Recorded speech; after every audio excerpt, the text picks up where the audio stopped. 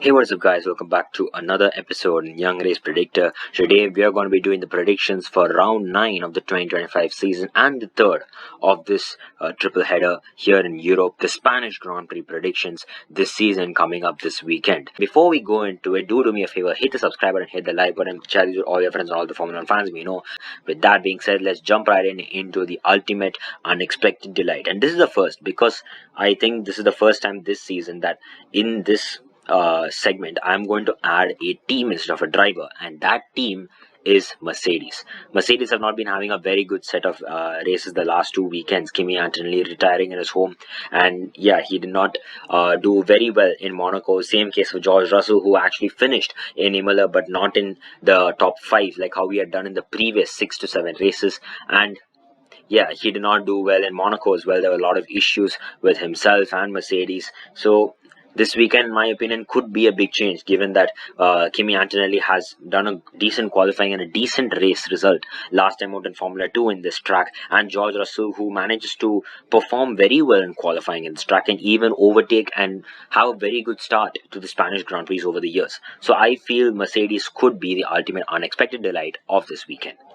The driver to watch out for, he, in my opinion, so far has been the unluckiest driver on the grid. I feel he's an important driver to watch out for. This weekend could be the time he gets his points. Fernando Alonso for Aston Martin in his home, getting his first points of the season, and I feel this is 100% possible. Therefore, he is a very important driver to watch out for, because given the last 8 races, he's not got even a single point, yet he's performed very well during qualifying in the last 2 races. So this weekend could be a game changer for Fernando Alonso. Let's move into the qualifying grid, and my opinion, we're going to talk about the drivers kicked out of Q1, Q2, and 3. The drivers out of Q1 are Franco Colapinto, Lance Stroll, Esteban Ocon, Nico Hülkenberg, and Liam Lawson. Honestly, this season is indeed, in my opinion, the best season of the decade.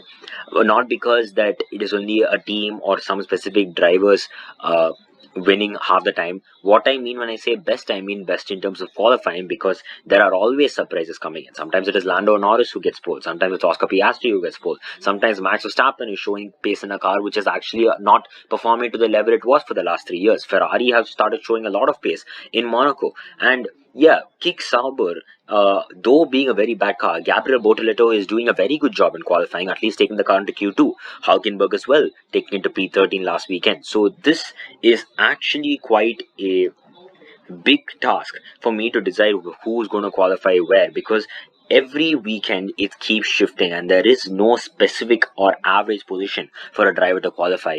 So I believe that Franco Colapinto, who's just recently back into Formula 1, it's going to take a little bit of time for him to cope up with the car, and given how it's already been performing, I think Colapinto could be only out of Q1. Maybe he may finish in P19 or P18, but I think Franco Colapinto will be last, right behind Lance Stroll. Esteban Ocon, the man who recently qualified into Q3 in Monaco, I feel he will be in P18. Normally Ocon, I really love Ocon, he's a really good driver, but I feel that many of the weekends when he tries to perform quite well and better than he expects, he hopes to do better in the following weekend, and though he will try to do better, the car is not just good enough to make up places more ahead, whether it comes to qualifying or it comes into race. So I feel Esteban Ocon this weekend, he's going to be kicked out of Q1, right behind Nico Hülkenberg and Liam Lawson, who just qualified in Q3. I feel he can make it into Q2 as well, but Lawson will be P16 here in Barcelona. The drivers will be in Q2, however: Gabriel Bortoleto, Ollie Behrman, Pierre Gasly, Isaac Hadjar, and Carlos Sainz. Gabriel Bortoleto, he's doing a very good job in Kick Sauber, and given how he managed to out-qualify Kimi Antonelli and Isaac Hadjar in Formula 2, though he may have had a faster car, I feel Bortoleto is doing a very good job with the fact that he's at least taking the Kick Sauber into 14th and 15th place, given how his actual performance is during qualifying. So I feel Bortoleto will be P15. Ollie Behrman, who has the track record here in Barcelona, I feel he'll be in P14. Pierre Gasly, P13. Isaac Hadjar, a man who has been in Q3 a lot of times, he didn't perform very well in Formula 2.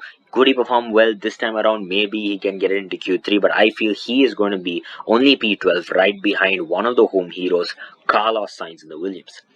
The drivers will be in Q3: Yuki Tsunoda, Alex Albon, Antonelli, and Fernando Alonso.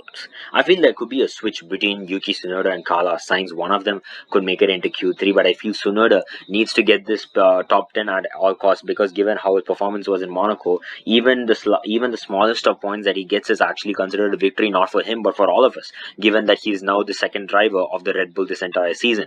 Sainz would have to be only P11, Tsunoda would be P10. If one of the drivers from the top 10 lose positions or retire, there could be a chance Sainz finishes in the points here in his home Grand Prix, because he's actually quite a decent performer here in Barcelona.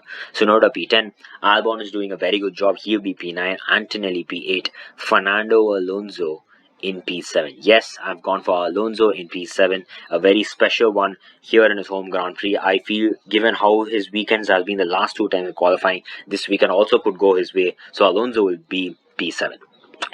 6th, 5th, and 4th is a little bit of a shock. It's like how I did in China before. Charles Leclerc in P6, Lewis Hamilton in P5, and Max Verstappen in P4. Verstappen is doing a good job trying to take his car to a higher level as possible. So I feel that he could be only P4, because the two McLarens are insanely fast. They are absolute monsters when it comes to qualifying. And George Russell is quite a good qualifier as well here in Barcelona, and his starts as well have been very good. His first half of the races have been wonderful in Barcelona over the last few years, so I feel he would qualify in the top 3. While the two Ferraris who have started showing pace, I feel they can start fighting in the race for maybe the podium at the very least, but it could be only 6th and 5th for Ferrari. Lewis Hamilton being the one who out-qualifies his teammate Charles Leclerc, because Lewis Hamilton's top races in his entire career has been like in Hungary, in Great Britain, 3rd or 4th. Surely it is Barcelona. So I feel Hamilton, who has a lot of experience here winning and of course qualifying, he can out-qualify his teammate Charles Leclerc very easily. Therefore, even if I want Charles Leclerc to come out ahead, there is a chance Hamilton would still be able to beat him, because he knows this track inside out. So Hamilton would be P5 ahead of his teammate Charles Leclerc. P3, George Russell, like I said, Mr. Qualifying, doing a very good job. And given how his qualifying has been out here and throughout the season, this would be a very important comeback or jump back to the top for George Russell, because given his last 2 weekends, which have not been great, not even a top 5 finish, not even close to a top 7, I feel Russell would be able to perform very well in qualifying this weekend. Therefore, he would be P3. Oscar Piastri P2, and last year's pole sitter on pole position once again for the Spanish Grand Prix, recent winner of Monaco, Lando Norris. Yes, Norris will be getting pole here in Barcelona. So this is what is my qualifying grid. Norris ahead of Piastri, Russell ahead of Verstappen, and Hamilton ahead of Leclerc, and the rest of the grid follows. The race predictions, however, in P3 I have, making up 3 places, Lewis Hamilton. Up to P2, Lando Norris, and P1, actually I would have wanted to go with Oscar Piastri, but this is a very important weekend for Mercedes. George Russell.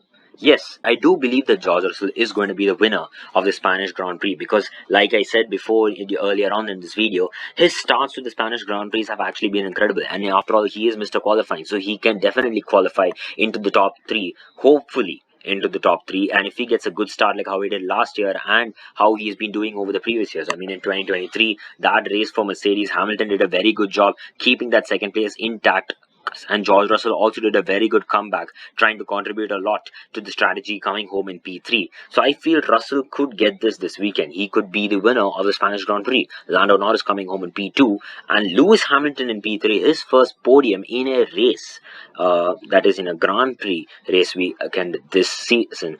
So I feel he could get it here in Barcelona, just like how he got his first podium of last season in Barcelona for Mercedes. Russell for the win, Norris for second, Hamilton for the podium, Mercedes as the constructors winners, Max Verstappen going for the fastest lap in Red Bull, DNFs at least 3, and the driver of the day, possibly George Russell, but I feel it could go to Lewis Hamilton. Hope you enjoyed this video. Make sure you hit the subscribe button, hit the like button, share this with all your friends and all the Formula 1 fans we know. See you next time for the next video, where we will talk about the analysis, the wonders and the moments of the Spanish Grand Prix, which will take place this weekend. But until then, tuning in next time, goodbye.